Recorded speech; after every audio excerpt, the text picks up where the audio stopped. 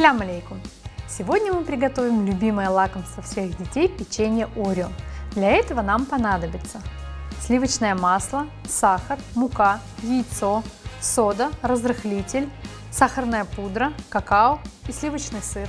Приготовим тесто. Для этого нужно взбить сливочное масло с сахаром и яйцом, а затем добавить все сухие ингредиенты.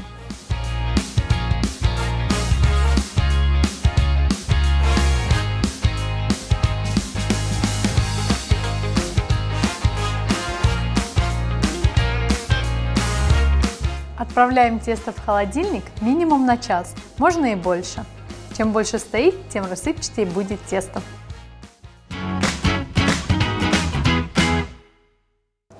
Пока тесто остывает, приготовим начинку.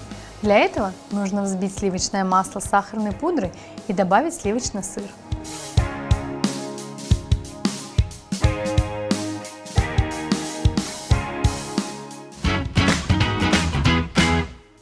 После того, как наше тесто остыло, нам нужно раскатать его между двумя листами пергамента и придать им форму.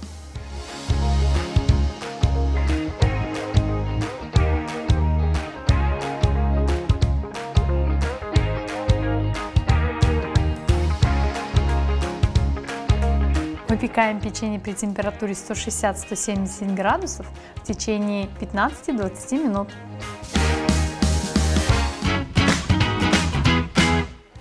Приступаем к сборке печенья. На одну половину кладем крем, второй закрываем.